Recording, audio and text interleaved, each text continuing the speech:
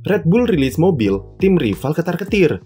Ungkapan itulah yang mungkin bisa kami gambarkan dari peluncuran mobil baru Red Bull RB20 pada hari Kamis kemarin.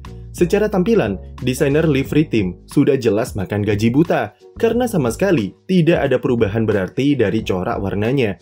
Tidak buruk karena corak livery Red Bull ini bisa dibilang merupakan identitas dan ciri khas mereka yang levelnya sudah ikonik selama bertahun-tahun. Jadi memang sudah bagus bagi Red Bull untuk mempertahankan livery seperti ini, karena kalau tidak ada yang buruk, kenapa harus diubah?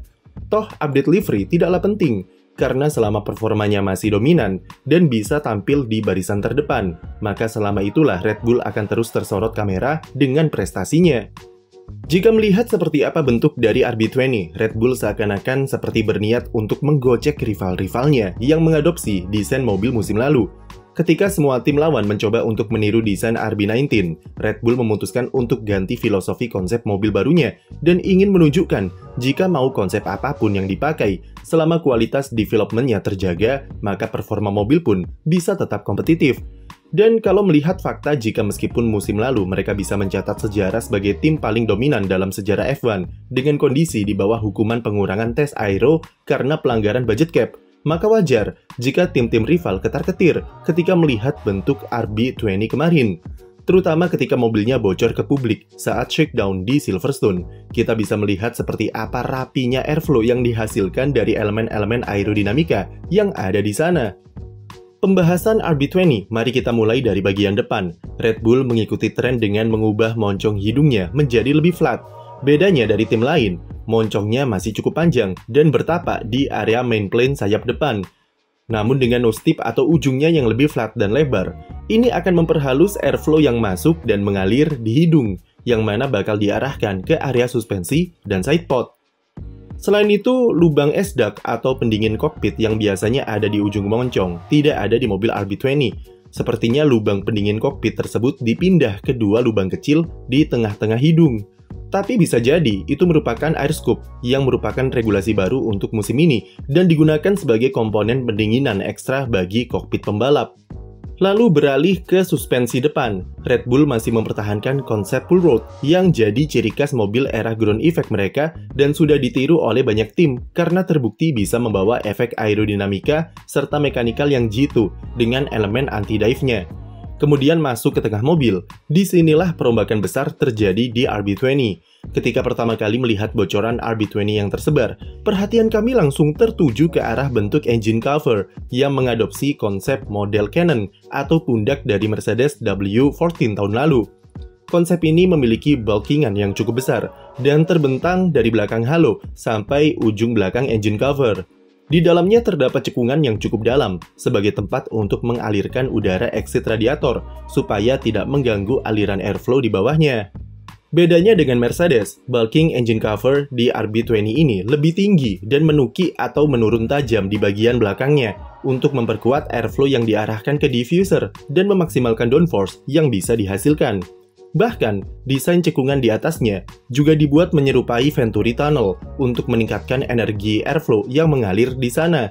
Selain itu, pundak engine cover yang besar juga dimanfaatkan Red Bull untuk mengoptimalisasi pendinginan yang ada di dalam mobil.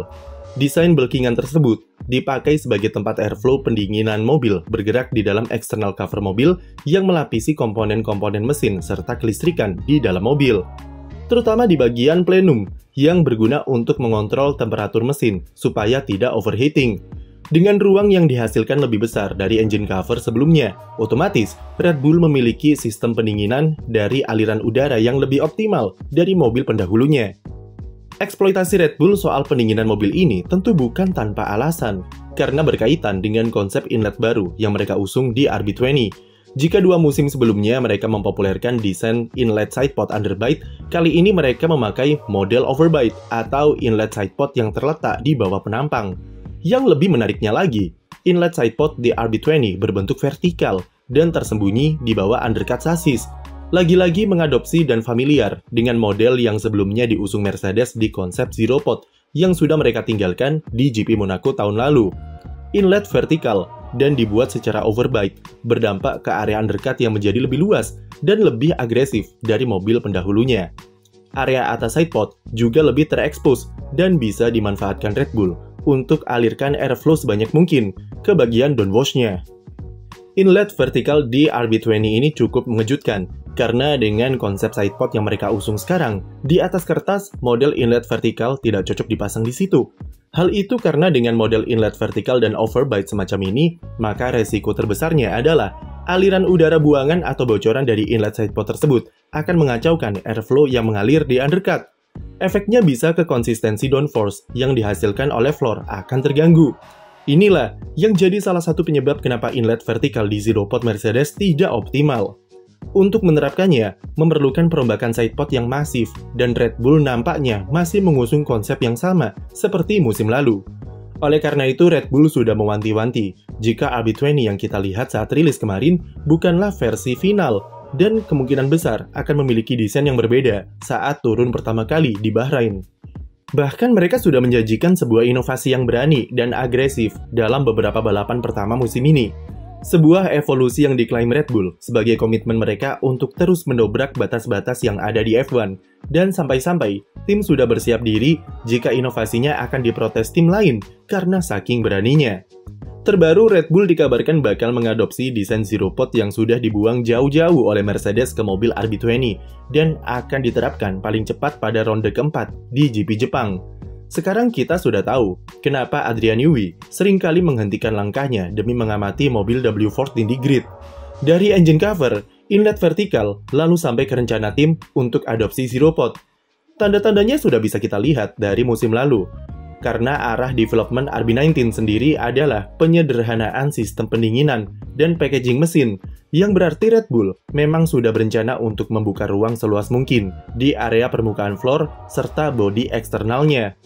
Di RB20, sasisnya juga sudah dirombak dengan peletakan side impact structure bagian atas dan bawah yang sedikit dimundurkan untuk membuka ruang yang lebih luas di undercut sidepod. Kami sendiri tidak begitu yakin jika implementasi zero pod di Red Bull nanti akan sama di Mercedes. Setidaknya mereka masih akan mempertahankan desain undercutnya yang ekstrim tersebut untuk menjaga konsistensi airflow yang mengalir di floor, ataupun bakal masih mengandung konsep downwash guna menjaga kekuatan diffuser. Lubang vertikal di bawah undercut sidepod ini pun juga belum tentu sidepod inlet. Bisa jadi hanyalah lubang masuk udara atau air intake untuk S-duct yang mengalir keluar di suatu tempat di belakang mobil. Hal itu karena di tampilan 3 dimensi pada website Red Bull, inlet sidepodnya malah tersembunyi di bawah penampang overbite.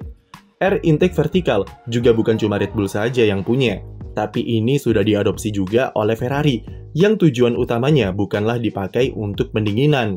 Jadi konsep asli dari RB20 sendiri sejujurnya masih simpang siur sampai kita bisa melihat mobil sebenarnya di Bahrain nanti. Kemudian beralih ke belakang, suspensi belakang masih memakai pushrod. Bedanya adalah kaki pushrodnya nampak diperpanjang sedikit ke depan dengan memanfaatkan sedikit ruang yang ada di ujung downwash sidepod. Secara overall, Red Bull cukup berani untuk mengubah konsep mobilnya secara ugal-ugalan seperti ini.